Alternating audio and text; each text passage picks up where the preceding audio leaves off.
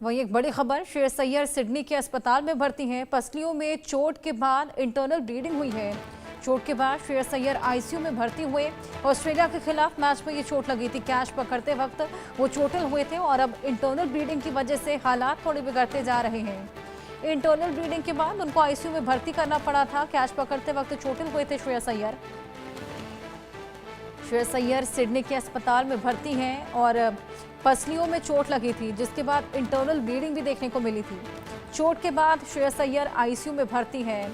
चोट ज़्यादा लग गई है, कैच पकड़ रहे थे और उसी वक्त खासा चोटिल हो गए।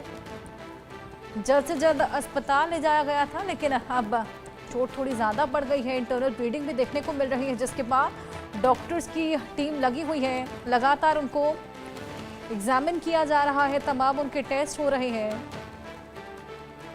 ऑस्ट्रेलिया के खिलाफ ये मैच था और कैच पकड़ रहे थे, शानदार प्रदर्शन कर रहे थे। इसी बीच कैच पकड़ते समय वो चोटिल हो गए हैं, पसलियों में चोट आई है और इसके बाद उनको इंटरनल ब्लीडिंग भी देखने को मिली है।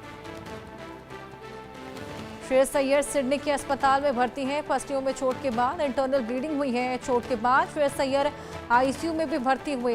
हमने देखा किस तरीके से ऑस्ट्रेलिया के खिलाफ के मैच में कैच पकड़ रहे थे। आइए और जानकारी इसको लेकर लें। सुनील यश कालरा, क्रिकेट एक्सपर्ट, हमारे साथ जुड़ गए हैं। सुनील जी, स्वागत है आपका। श्रेयस अय्यर जो कि चोटिल हो गए थे ऑस्ट्रेलिया के साथ जो मैच चल रहा था, कैच पकड़ रहे थे, अचानक से बेहद ज्यादा गंभीर चोटें आ गई हैं, उनको आईसीयू तक में भर्ती हो गए हैं।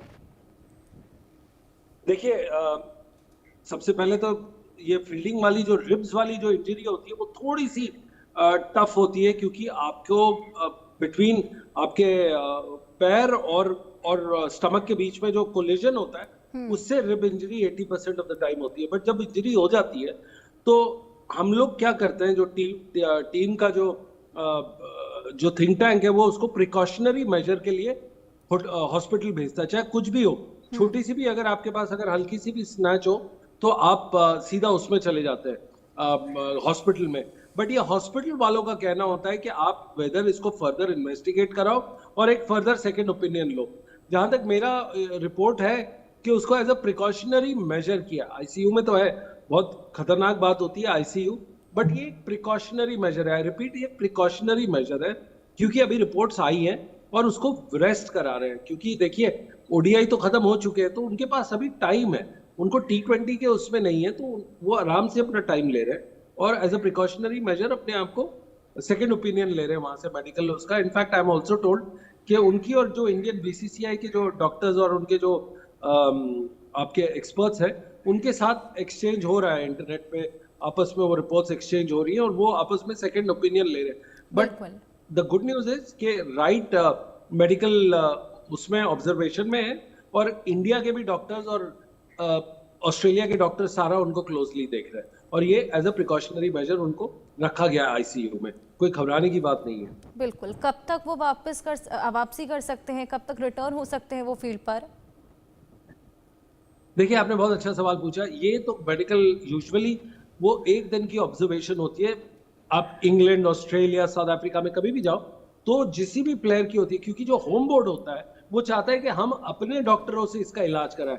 वहां पे क्या होता है, अगर सिचुएशन हाथ से ज्यादा जाती है तो वो इमीडिएट स्टॉप करने के लिए उसको वो करते हैं। यहाँ पे इमीडिएट कोई बड़ी प्रॉब्लम है नहीं, सिर्फ ये है कि पसलियों में उनको एक हल्का सा कट आया, जो कहते हैं, जो मैंने ऑस्ट्रेलियन अपने काउंटर पार्ट से बात की, उन्होंने बोला हल्का सा कट है और उसी के देखा देखी स्वेलिंग आ गई है।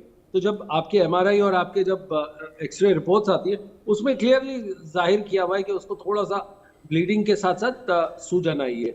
उसको रोकने के लिए कम से कम 48 घंटे का टाइम लगता है आपको रिकवर करने के लिए।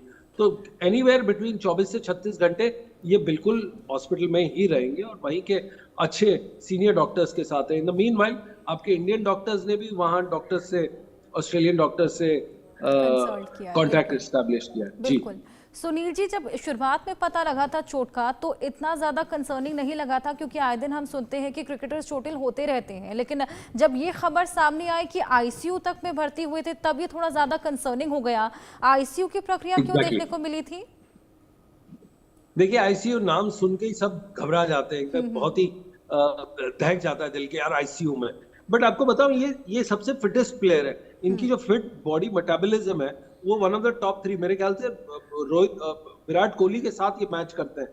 अनफॉर्चुनेटली आजकल क्या हुआ, जो मैं बात कर रहा था एक्सपर्ट से, बहुत बड़े फॉर्मर प्लेयर से, मदन लाल जी से, उन्होंने कहा कि आजकल ये लड़के ना अपना जिम और बॉडी वेट बढ़ाने के चक्कर में, अपना बॉडी बिल्डिंग के चक्कर में फंस जाते हैं। तो उससे क्या होता है, बॉडी थोड़ी सी स्टिफ हो जाती है और एक पार्ट ऑफ द बॉडी अगर दूसरे को लगे, जैसे कोनी रिब्स को लगे, तो बहुत तकलीफ हो सकती है, क्योंकि उनके अंदर स्ट्रेंथ बहुत ज्यादा आ जाती है, कोई मसल अब्सॉर्बेंट नहीं होता। तो क्या होती है प्रॉब्लम, तो आपको बिल्कुल वहां पे चोट आ जाती है, अपनी बॉडी से ही आ जाती है। और यहाँ भी यही हुआ, कैच लेते लेते किसी से टकराया नहीं, कुछ नहीं हुआ, वो अपनी बॉडी के अंदर से मेरे ख्याल से कोनी से, एल्बो से लगे और उनको ये तकलीफ आई है। सो कमिंग बैक, ये कितने दिन तक रहेंगे? मेरे ख्याल से 24 से 26 घंटे। क्या ये बड़ा प्रॉब्लम है? मेरे ख्याल से बड़ी प्रॉब्लम नहीं होती। आपने तो देखा हेड ऑन कोलिजन भी होता है प्लेयर्स का, कैच पकड़ते पकड़ते, उसके बाद भी वो अगला मैच खेल लेते हैं। बट क्योंकि हमारी सीरीज खत्म हो गई है, क्योंकि आप एक बहुत इंपॉर्टेंट प्लेयर के साथ हैं, इसलिए आपको एक्स्ट्रा प्रिकॉशन लेना पड़ रहा है। और तीसरी बात, अभी टाइम है उनके पास रिकवर करने का, क्योंकि अगला ओडीआई सीरीज बाद में, तो आराम से टाइम लेंगे। तो पर घबराने की बात नहीं है, क्योंकि आपके पास 3 of the best Australian doctors हैं जो कॉन्स्टेंटली टच में है इंडियन डॉक्टर्स के साथ। बिल्कुल सर, हमारी बेस्ट विशेस उनके साथ में है। होपफुली बहुत जल्दी वो रिकवर कर जाएंगे। बहुत शुक्रिया आपका ये तमाम जानकारियां हमारे साथ साझा करने के लिए। इन अपडेट्स के साथ वक्त एक ब्रेक का।